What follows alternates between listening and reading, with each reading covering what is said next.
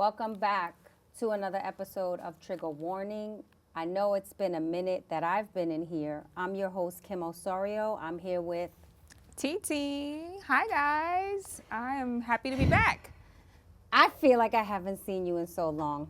I know. So December, I was on vacation. Right. I took a break. Right. And then here we are, February. It's already February. It's already February. Yeah, trying to just get back in the swing of things. And it's, so Happy New Year, I guess, yeah, to Happy you. New Year. Happy New Year. Or at least I'm trying to be happy. Yeah. I want to say outright, like, first thing, that I want to dedicate our show today to Irv Gotti. Yeah. We just got the news of his passing yesterday. He had a stroke. Irv was 54, very young to me. Oh, absolutely. And I met Irv when I was pregnant with Kayla, so I guess that's 25 years ago. Wow. I've known him for 25 years, and condolences to his family. You know, I think the music industry took a big loss yesterday. Yeah. You know, I just came from the radio station, and because I do my radio show you know, before we tape, and we were going down memory lane and playing all of his hits and, you know, all of the songs he produced. And, you know, he was such a good person if you knew him. You know what I mean? He was one of those people, like, I would always speak to. Like, even though he was, like, the generation that kind of paved the way for me, like, when I got into the game, you know, when those records were popping, I just had started in radio, or I was a freshman in college just getting into the game. And so when I had a chance to meet him, it was like meeting your idol, right? And every time he talked with passion. He always would just go, T. Even when he texted me, it would just be T. Like, he always had a deep love and passion for the culture. And amazing catalog, right? Amazing like when you really, catalog. As I was like scrolling my timeline and looking at everything and really taking in everything that he did, all the music that he produced. I mean, think about it. From Rockefeller. Yeah. Jay-Z wouldn't be where he is Absolutely today not. if it wasn't for Irv Gotti. DMX. Ashanti, obviously, Ja Rule, but we also talking about Lloyd from Atlanta. You know, if you watch the Murder, Inc. documentary, Yeah. you can go through the timeline of what he has contributed to the culture. And he had the biggest heart, and he was just the funniest. Oh my God!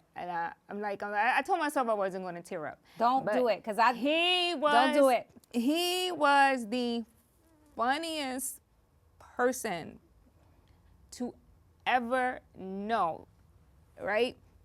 And it's so hilarious because, like, he would tell these stories, and I would just sit and just listen and soak up all of these stories. He would tell these stories, and he did the best Leor impression that anybody could ever do. Have you ever heard his Leor impression? I'm sure it's on an interview out there on the internet.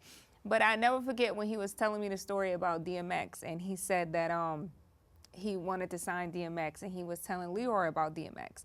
And then finally, he got Leor to come to the studio to hear DMX. So he's like, I'm playing these records, and I'm bobbing, and I'm like, Leor, like, and Leor's just like stoic, like just sitting there chilling. So he couldn't tell if Leor liked him or not, right? And so Leor at the time obviously was head of Def Jam.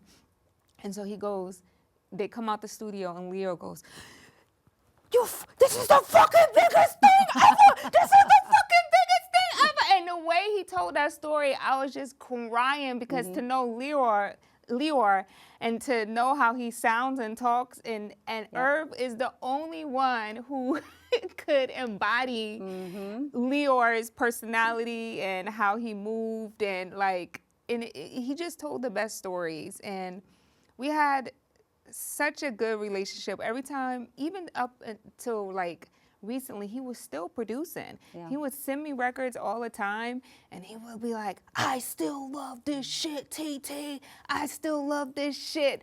And then he would text in all caps because he wanted you to know that he was extremely passionate. And so, like, I'm going to miss those moments. And even when, like, things were, like, even when, like, I would text him, I would be like, you talking too much. Like, he's like, what you mean? He's like, the media's on me. I was like, because you're talking too much. And he's like, what I got to do? Stop talking? Like, Irv, just say no comment. Like, you know what I mean? It was just, like, he was just so passionate about the culture and, you know, and he was just like a melting pot of like knowledge, and like you could always like go to him for like any type of questions, or like if you wanted to career advice. I know like when I wanted to like do more television stuff, and I would talk to him about TV, and like he was just always open and willing to like give you that advice and like have a conversation with you. And you know, I'm going to miss what he has contributed to the culture, and, you know, God bless his family. God bless his family. Condolences to him. I'm watching, like, the tears roll out your eyes, and I'm like, don't look at her. Because I said, I'm going to, like, hold it together, right?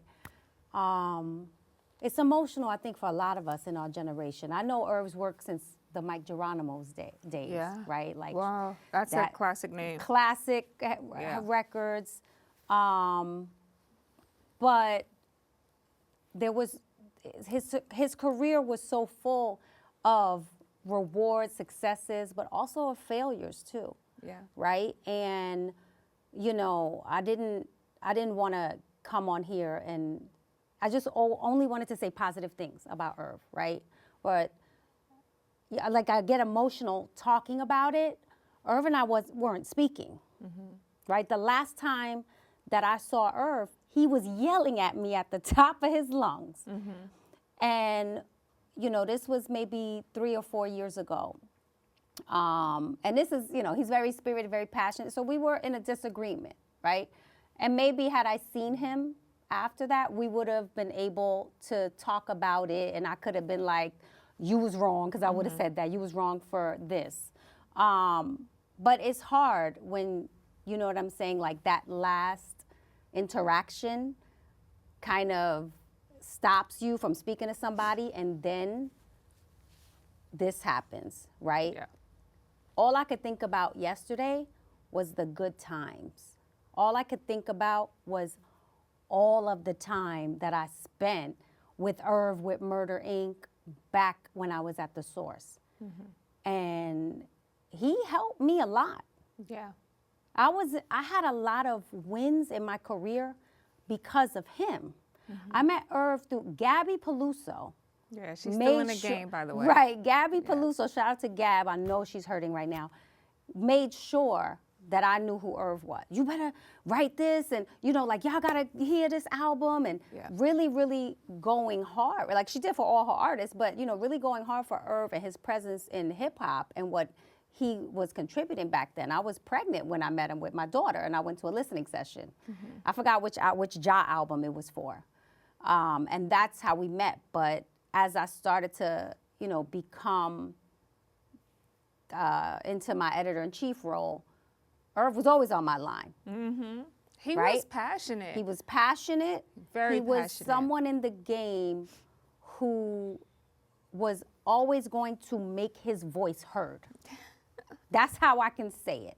Always gonna make his voice heard, and always moving things in front and behind the scenes, right? And that's why him and I had our relationship. You know, I can see him right now in my office spinning around, talking so spirited about Ashanti's record, getting her the cover. If he believed in you, if you was his artist, he was going to ride until the wheels fell off. He was going to make you believe, even if you didn't believe, he was going to make you believe in his artist. And another thing about him that he was big on was family. Right. Oh, gosh, he used to talk so passionately about his family. He did everything because of the love of his family, and he wanted to take care of them. He wanted to have the best vacations for his family. He wanted them to have the best of the best, and he always talked about family. Yeah, He was a family man for sure. He came from a big family. Loved his kids. Loved his father. Kids. Here's the thing I want to say. That man, and look, I meet people every day in the business. I work with people for years. Sometimes, like, we're close, then we might drift apart. You don't speak to people. But I look at someone's character through how their family holds them down. Yeah. And his kids loved him so much. Not everyone can say that they have the relationship with their kids the way he has with his kids, and the way that they're hurting right now because their father was such a strong presence in their life, right? And when you leave this earth, everything that I've done, no matter what I've done in my career, everything I've done, it's the reflection that I want to leave, like, is through my children. Yeah, because that's all that matters at the end of the day. Right. And I think that speaks volumes about who he was, because his kids, and even, condolences to even Deb, right? Yeah.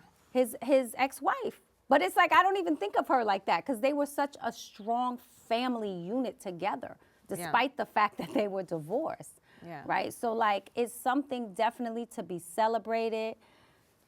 I just think about, like, TT. I guess the tears are coming for me. I know, TT, I'm not looking at her. I'm not looking like, at her.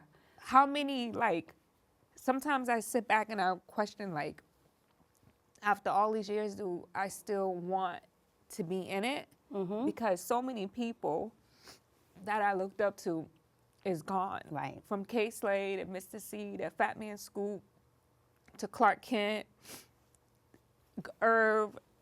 And this has been in the span of just a few years. Mm-hmm. And it's like this deep level of sadness that I feel for our culture, because these people have contributed so much beyond whatever issues or press or whatever things that may have happened during their careers. They were incredible forces in the culture. Mm-hmm. And it just makes me so sad that they're gone. And I just think about, like, how we put so much on this culture. And it's like, how much are you protecting your self, your health, and your mental, and, prioritizing you before anything else? Because at the end of the day, all this shit is just work, And you have to make sure that you're prioritizing the people that love you and who you love, because that's all that matters at the end of the day. And so I'm gonna get myself together. I was just gonna let you let it out, and I'm like trying to like hold it together, because it is a sad day for the culture, and it has been really heavy over the last couple of months with everything that everyone is going through, and just kind of like, this is a huge loss, and I think everybody feels it. And it's like when you reeling from losing one icon, right? Here goes another one, right?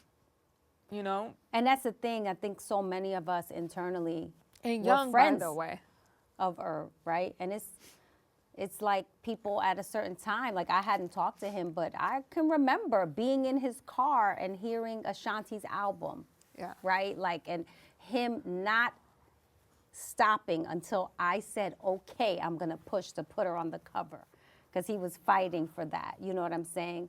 And we hadn't put an R&B artist on the cover of the Source. On the cover of the Source since Mary J. Blige.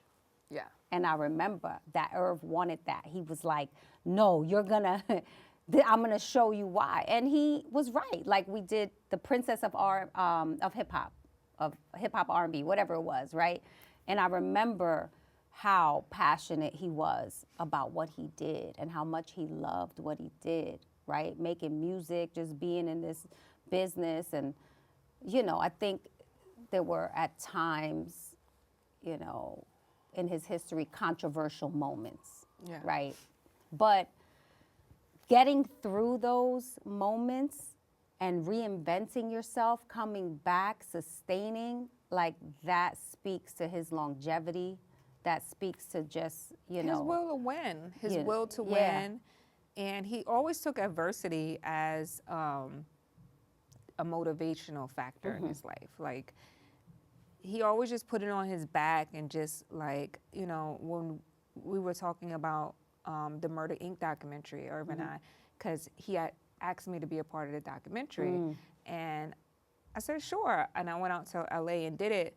But, I was just coming into the culture when a lot of the stuff, I was just coming into radio at that time. I was just getting into it. I wasn't as nearly as successful as I am now, 25 years in. But I just, from a fan perspective and, remembering those hits on the radio and playing those songs and, remembering those moments in college when we would watch 106 in Park and that was our thing, or we would be in the studio audience at 106 in Park, because, there used to be a line wrapped around a building, and whenever, like, the real big people came on 106 in Park, you wanted to be there, right? Yeah. Like, you wanted tickets, you wanted to be there. And so, when we talked about the documentary, he talked about his personal story. And he was actually, I don't know if he got done with it, but he was actually working on his documentary and working and doing the edits, because the last time I had spoken to him, he's like, I'm going through the edits, and he was going to put a soundtrack to it. And so, he never did that? He never did the soundtrack? I don't know if the soundtrack, no, I don't think the soundtrack came out, but I know the Murder Inc. documentary came out, but then he was working on the Irv Gotti story. Okay. And how he kind of like, I want to say it was his like biopic. Right. Or, just how he came about and how he built that empire, which is something that I hope, will come to light one day. And so I say that to say it's like, he definitely welcomed adversity. Absolutely. Because but you have to in this game. He wanted to smoke. Do you know I did the first interview with him when he beat the Fed case? Yeah. So, it's like my eyelash is coming off now. Everyone watching, a light like, moment. Her lash is falling. My eyelash is coming off. Yeah. I like the glue is like sticking. I'm like, I just want to rip it off. This was even after I left the source, and he was fighting his case against the feds.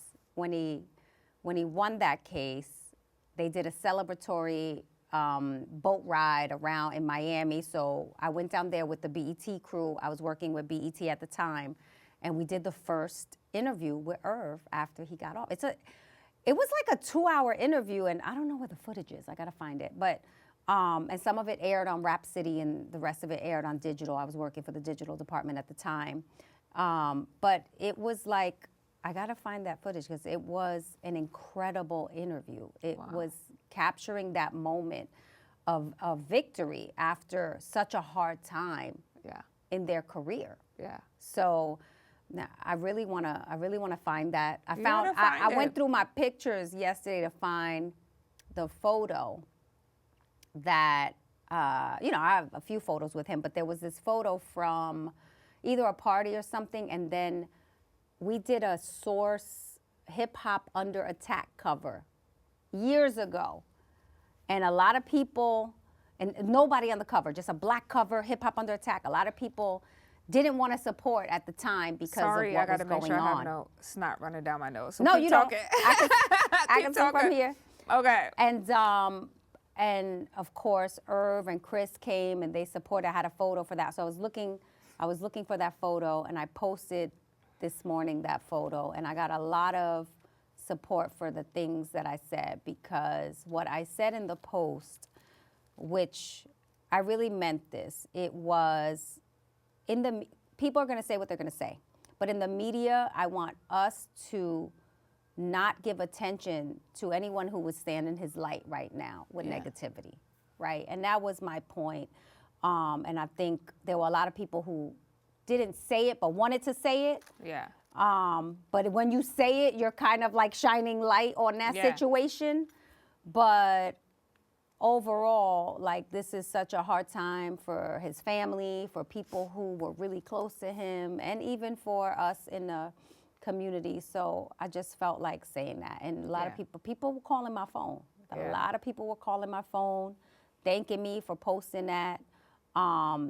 Just because I think this is the time for us to look at his career, celebrate his career, and just, you know, remember him for the good that we remember in him, right? Like, I got so many memories. I got so many Murder, Inc. memories from back in the day. Yeah, I was going to say, all I ever have is good memories of him. I never had bad experiences with him. Yeah. You know, I never had, you know, and like I said, you know, he was OG to me, like, you know, and 54 is so young, so I want to encourage everyone to take your health seriously, particularly men of color. Get yourself checked out. Make sure you are going for your annual exams. Right.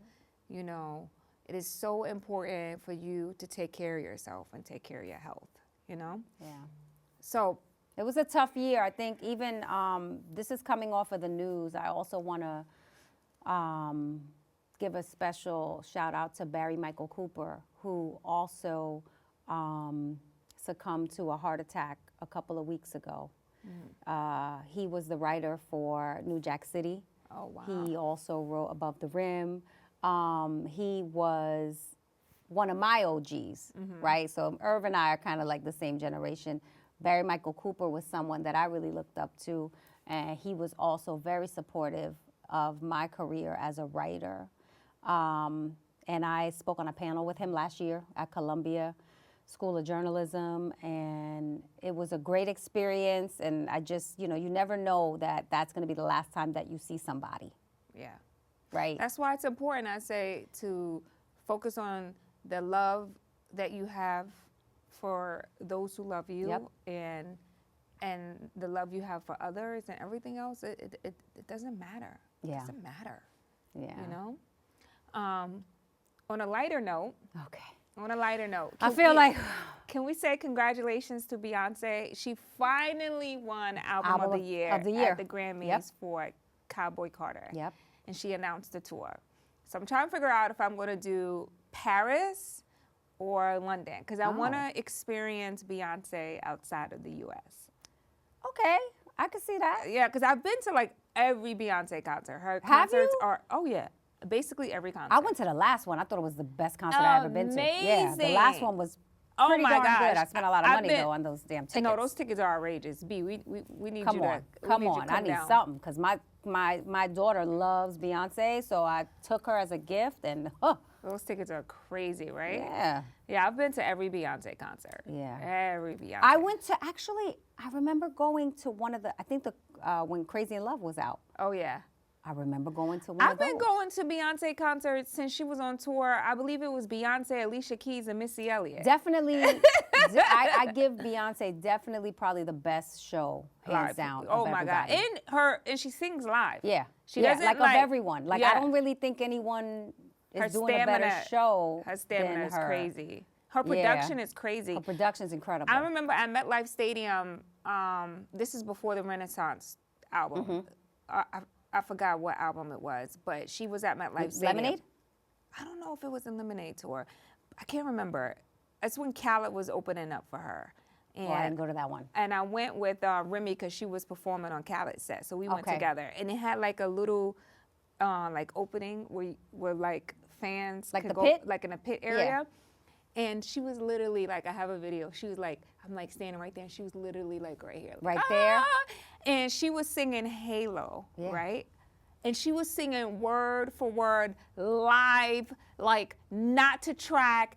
And I was so her singing away. Look, she could always, Beyonce could always sing. I would never take that away from her. But her singing has gotten better. As she's like, gotten older, right? She's it's learned how almost to like use her instrument. her voice Yeah. is like the way she's using her voice, right? Yeah. It's hard because my daughter sings, so she like uses some of the greats. I didn't know your daughter Oh sang. yeah, she Yeah. sings and she loves a Beyonce. Yeah. But she does a lot of vocal things with a Beyonce record, and I could see how hard it is when she's trying to imitate her. Yeah. I'm like, like she's stretching her vocals in ways differently now. Well, it's like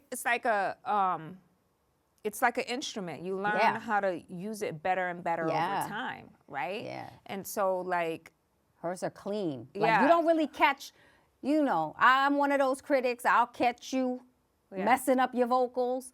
You don't really catch Beyonce making a vocal mistake in her performance. No, she's like dope. it's like, and if she does, you don't even flawless. notice because she's so yeah, good. it is. It's like really good. Like I'm like, okay now.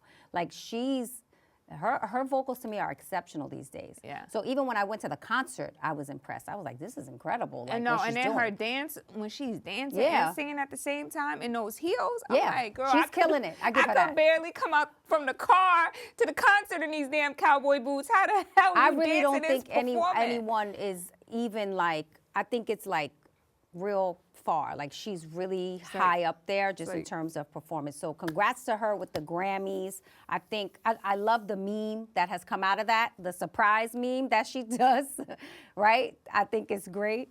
I love those moments when those are the good things I like about the internet. Right? Like, I love stuff like that. I love a meme. I think the Beyonce meme is classic. I'm going to be using it. Now, there's the other side of things, because the internet can be annoying. Are you talking about Kendrick Lamar winning the Grammys? No, well, great for him. I was talking about, awesome. before we got to the Grammys, I was talking about the red carpet. And even though Kanye's my guy. Oh, you talking about Kanye West? Kanye and his, how did you feel about Kanye West. How did you feel about the wife? I don't. Why? I don't think about Kanye West anymore. You know No? why? Because I just can't stomach him. I don't Really? like who That's he's how you turned feel? out. I don't like who he's turned out to be. I don't like him. I don't care to talk about him. I don't care to entertain him and his wife and their shenanigans on the red carpet. I think he has an infatuation with nakedness and body. That could be his thing. You know, there are people that like it's like naked art. Yeah, art. Yeah. And so I think he likes naked art. So he likes his wife to be naked because he feels her body is artistic. Yeah. It's artistic. And I get it. I understand it. I just don't care about Kanye. I don't care to talk about Kanye. Wow. Kanye does ridiculous goofball shit, that stuff. My gosh, I forgot we're on Bronx now. I can't curse. We'll beep it out. I just think he does ridiculous things for attention. And when you're talented and when you are in your bag, you don't need to do all that goofball stuff. And I feel like Kanye does anything to stay relevant and in conversation. Well, I gotta say, I'm very supportive of Kanye because I know Kanye. I've worked for Kanye, and we have a good relationship. Now, someone I also haven't talked to in years, because sometimes I'll just be like, if you know what I'm saying, like I get the level that people are at. And so when they're at a level, I'm not trying to chase anyone down for anything. So I'm good when, you know what I mean, someone changes their number and just starts again, and then you're like, oh, okay, I guess we don't talk. But he does things like, he'll tweet things like that are so disrespectful. But he does go, I don't know, just because I say I support him, because I really do, it doesn't mean I agree with everything that he does. Yeah. Like, I didn't agree with the red carpet move. Yeah. For a number of reasons, right? And I get what he was doing because I know how he thinks. Like, I know what he's thinking. But so what is he thinking? In my opinion, it's a moment. Yeah. And he achieved what he was going after. Kanye is like, I'm going to steal this situation right here. I'm going to steal the moment. What am I going to do? I think you can steal the moment with a lot of different things. The reason why I don't agree with it was because I feel like as a parent, it's too much, right? That's how I feel. I get what you're doing, but I'm a mom now. I have kids. They're fans of music. They're going to watch the Grammys. I don't want my girls thinking that that's okay, right? And listen, beautiful body. I can look at his wife's body and be like, oh, it's beautiful, right? Oh, it's art, all of that. But I think there's a time and a place, and don't put it on the red carpet, because a lot of kids watch. I just think it's a TV thing, right? It's just like at the Super Bowl with the Janet Jackson thing. Remember? Like, it was a big controversy. Why? Because people felt like, listen, it's a family event. We don't want to, like, let's have a little bit of censorship here, just a little bit. I'm not even for it like that, but just a little bit. And I think the naked body, the hoo-ha, it's too much. Yeah, it was out. It was just too much. And I don't need, and my kids are a little older, so they're all right. I can laugh at it with my kids. But there's little kids watching. Don't do that. But that's my point. And your kids. But that's my... I don't, you got to tell your daughter that you did this. And it's kind of like... But that's my point. He has no chill. He doesn't. He definitely has no chill. Everything he definitely has no chill. For attention. A lot of people do, though, in the game. And so he's a master of it. I will say that. He knows how to do it. He knows how to keep the algorithm going. And that's what he's doing. And he's building up all this anticipation for whatever the next drop. he's about to drop. And it's the same. And we follow. It's we the follow. same trolling situation. That's why. And I'm not a fan of trolling. That's why I said I don't care. I get it. Like I don't care to talk about Kanye. I didn't talk about him on my radio show after the Grammys. I don't care to talk about Kanye. I know. He's still a genius. I don't care to talk about Kanye. But I felt like that Grammy thing was like, it was an overboard. I definitely was like, come on, yay. I'm more pissed about the things he said about Kamala Harris than the Grammy thing. Like, you're just mad disrespectful, to go and tweet, I used to want to F her. Like, yeah, I don't pay attention to stuff like that. It's crazy. Definitely something that I don't want to claim. I'm like, I don't know why he's doing that. I don't know why he's doing that. I could care less about Kanye. But let's talk about Kendrick. Another K. Kendrick had his moment. But a sweep. They're saying. Kendrick, I believe, has won, like, one of the most. I think Kendrick has won a lot of Grammys. Probably one of the most Grammys of a rapper. Maybe. Yeah. I don't know. I don't know the stats on that. Maybe. Yeah, Kendrick's won a lot, and what's interesting is that Song of the Year and Record of the Year. He won both of those categories, right? Yeah, that's a big deal. That's a huge deal for hip hop in general. Yeah.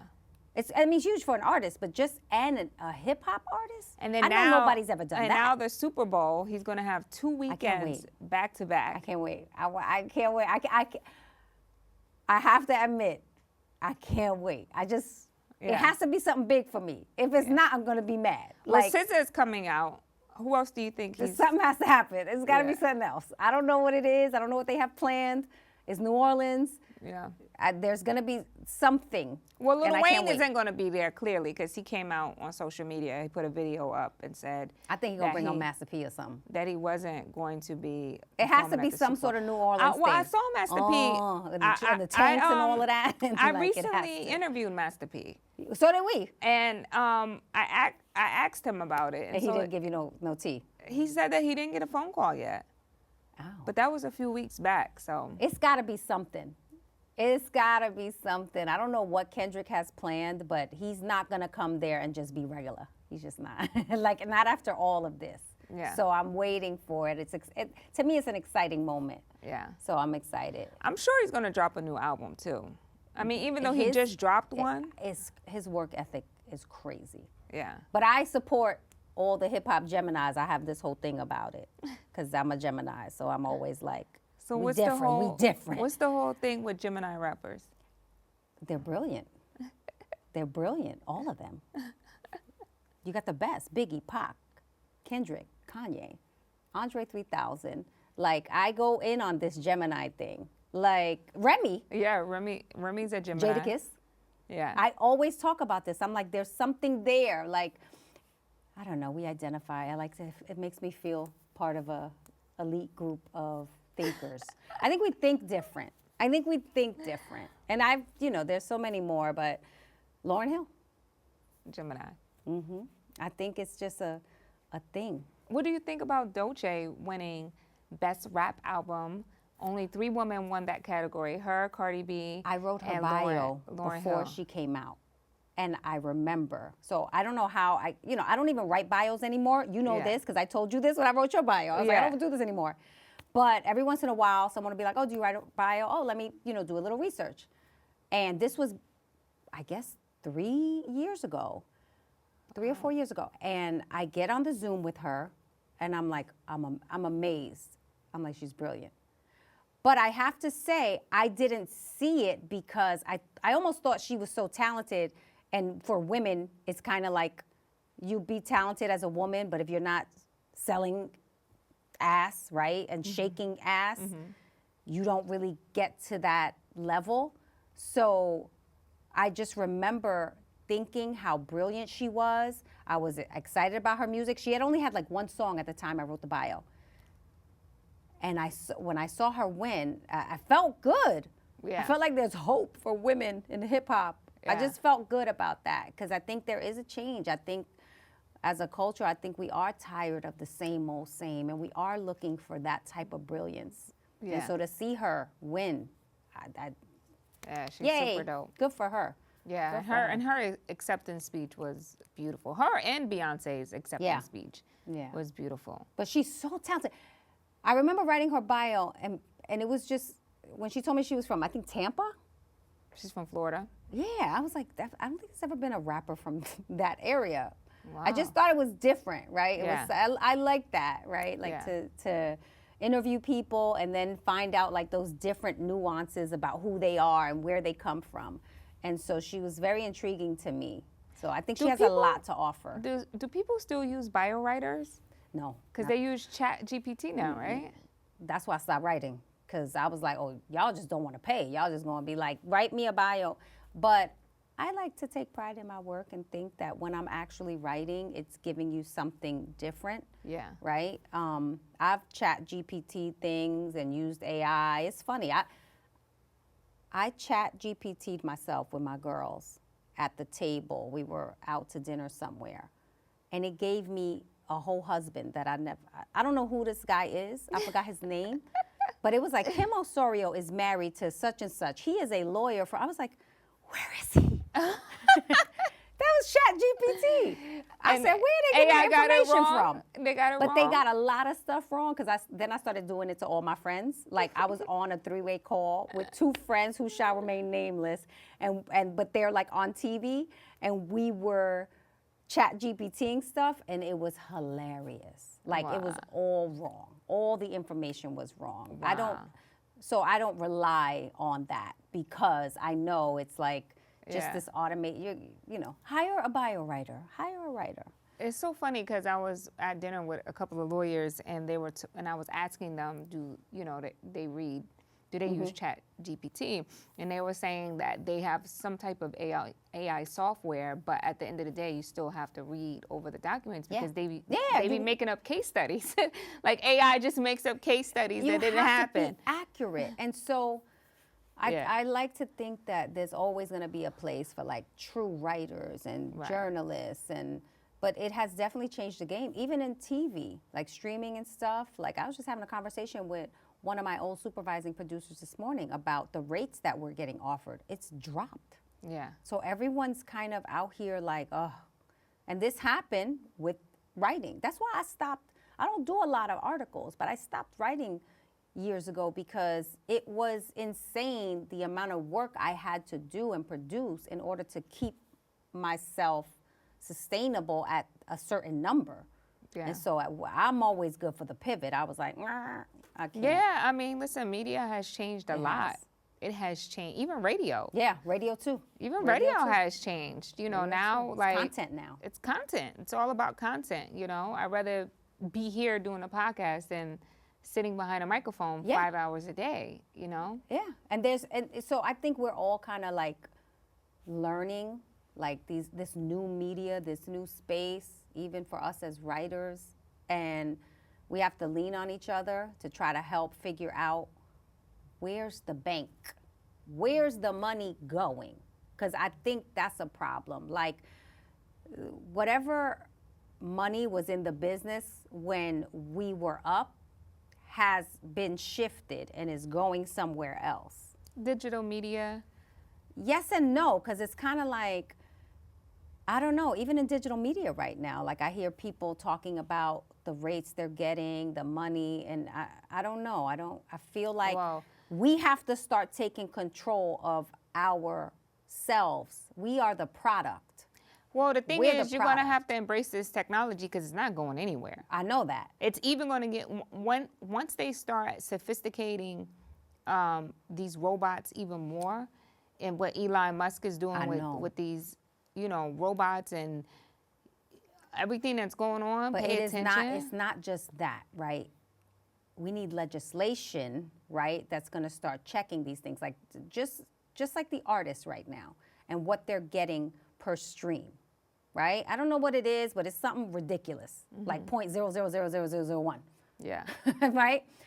There needs to be legislation so that these music streamers aren't able to make so much money and not pay the artist. So like it's the same thing I think with us, right? Like we're putting our content in places. People are taking ownership of our content. You know, I'm looking into it. I feel like I have to figure it out because I just can't my ego is so big, and when I get numbers thrown at me that sound crazy, I'm like, oh, I don't understand. And sometimes if I have to work at a certain rate and I know what other people are getting, I'm like, it's just very, very stressful because I'm trying to figure out where it is. Like, okay, this ain't right. Like we all have to help each other. Knowledge is key. And there's a lot of gatekeepers who know where the money is coming from and they don't want to share. But there's enough money to go around for everybody. Yeah. And if you look online, you could see who those gatekeepers are, right? You could see who's really getting money. A lot of the money that you see online is fake. Like people flashing money, flying in private jets or whatever. Like you can tell who really has it. And if you start asking the right questions, you can figure that out. And I think part of the game and part of people who are up and who have sort of the network of people that they know where to cash in, and they're not letting people know. Especially I know from in the TV space, right? Because in the TV space, I'm watching, all of the budgets have dropped. So even if you look at reality TV and what I do, you don't see the same type of production going on. There was so much production happening in the television space.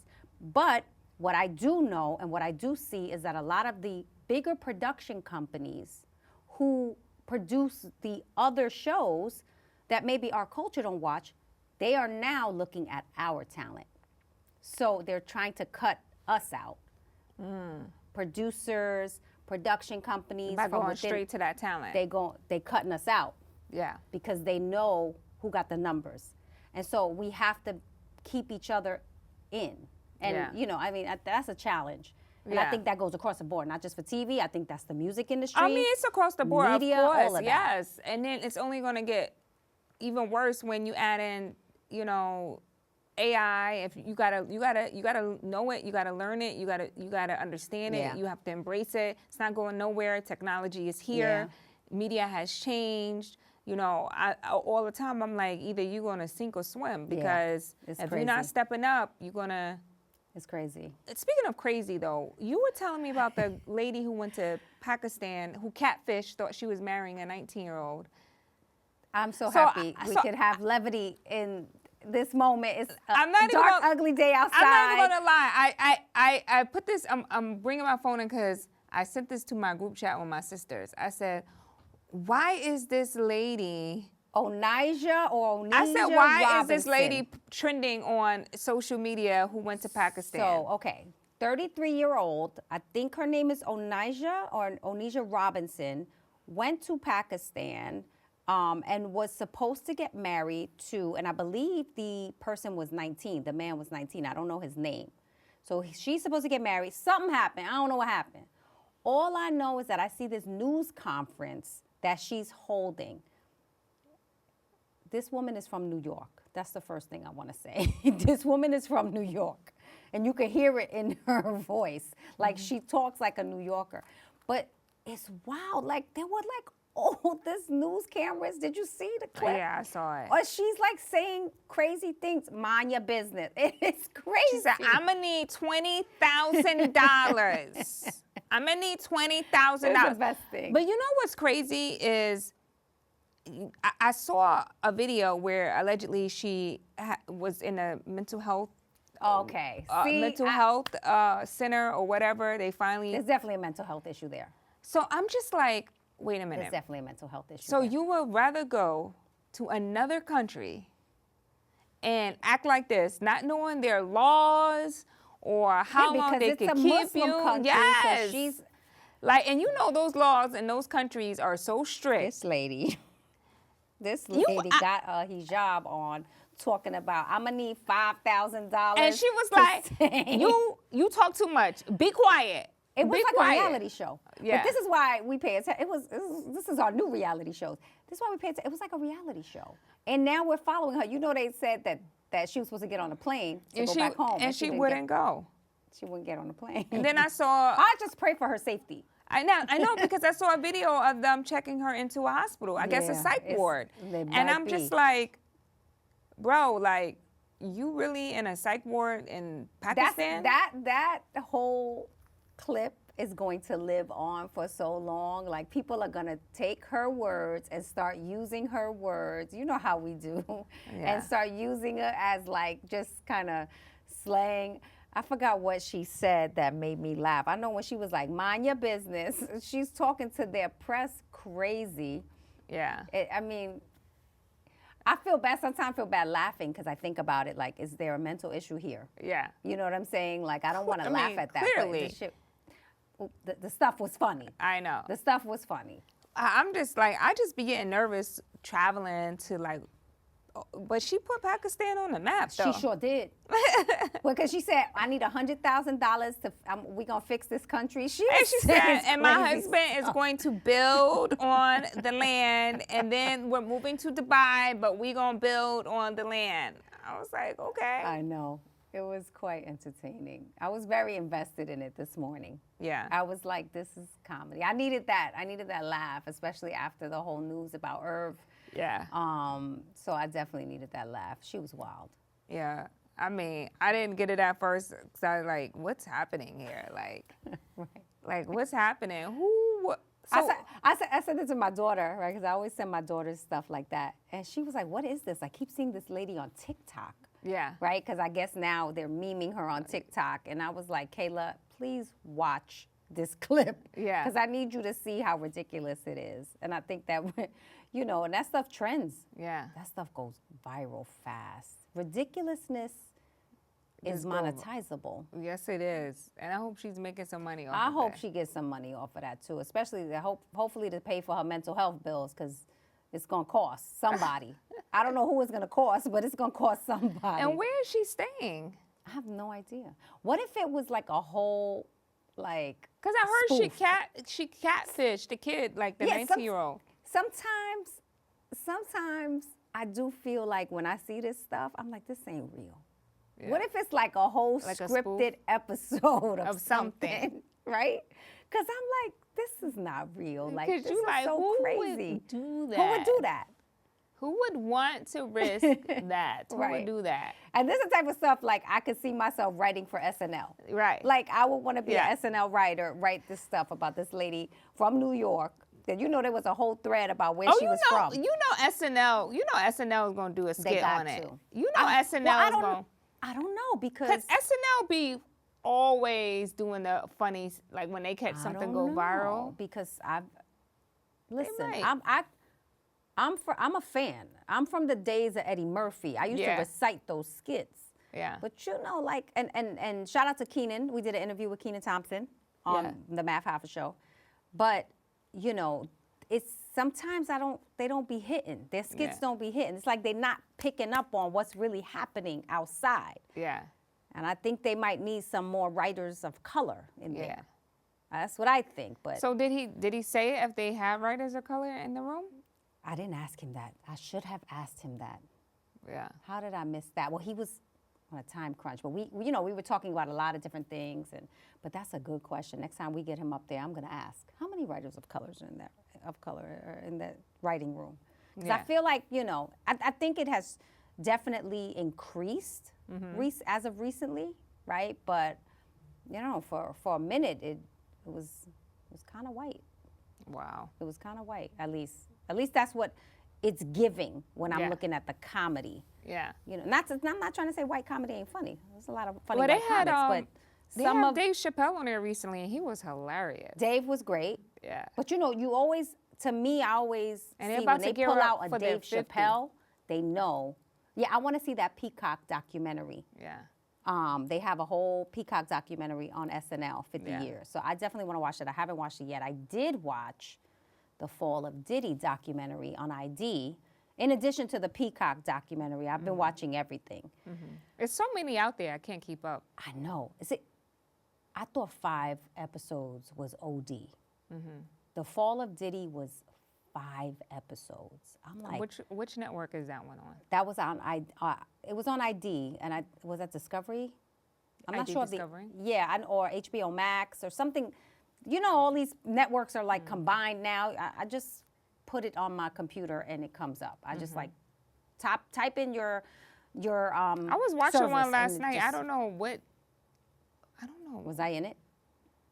I'm in the Peacock one.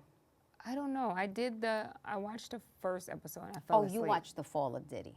Yeah. So I will say, the first 2 episodes kind of rehash a bunch of stuff that we've already seen out there. Like, I know that they talk about the Shine thing in the first couple of episodes, but episodes 3, 4, and 5 of that doc were kind of Isn't good. there a Tubi one, too?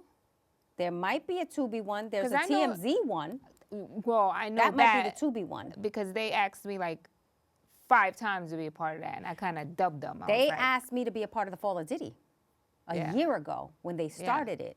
It wasn't called the Fall of Diddy. It was, Maxine Productions, and they had sent me an email. They were looking for stories, but when they asked me, there was really no benefit for me to do it. I will do some of this talking head stuff, especially like a friend of mine was producing the Peacock doc, and he said, look, we need a journalist to speak to his career, which I could do.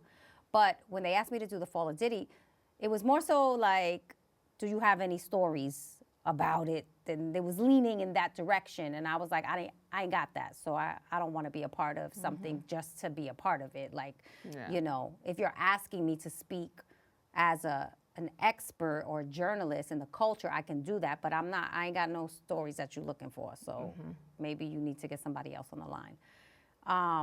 But I know that it was over a year ago, so they were working on it for a while, getting a lot of content, and I think the old stuff in the first 2 episodes, like, I feel like we've seen that, but that once they got to that 3rd, 4th, and 5th ep, they talked to his old assistant, who for had like, Fall of Diddy? Okay, so I only got through the first one. so when you get to there's some very disturbing stuff in there. Like, it was hard to watch, but, some of the victims shared their stories, and to me, it was believable.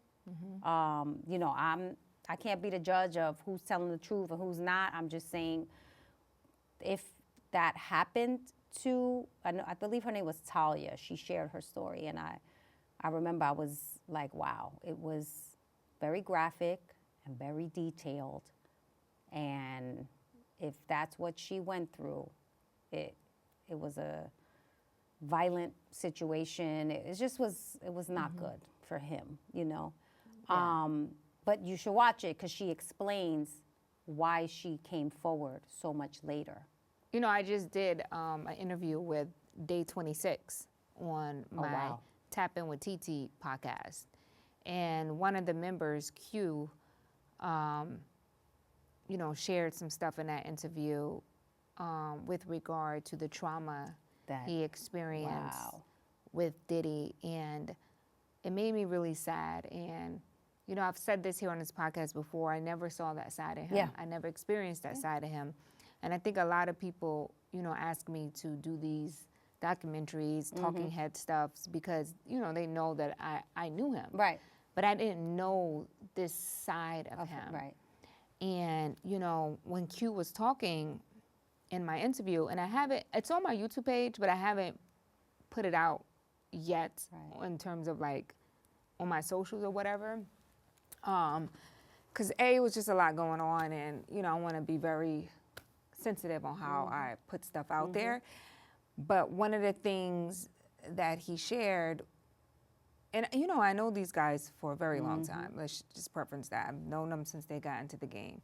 And I remember them sitting, I did this piece on them early on in their career about 11 years ago when I was doing radio in Richmond, and I got into their vehicle, and I did a day in a life piece on them, and I followed them from we started at their hotel, then we went to concerts and all of this stuff, and thousands of fans, like at the height of their career. And one of the things that stood out to me in an interview was, he had a relationship with Dawn, and he didn't know that Dawn was going through the same things that she shared with Puffy. And one of the things that he shared was how he would break him down. And letting him know, basically, like, I'm in charge. I own you. And you can tell it still weighed on him to the point that he could not go back in time and really talk about that without it being a severe trigger for him. Well, I'll say this. The assistant in the final episode of that documentary, it's the assistant sharing his story. I forgot his name, Phil Pines, I think. And he shares a lot of, what he went through and his trauma. And he has like text messages and audio messages.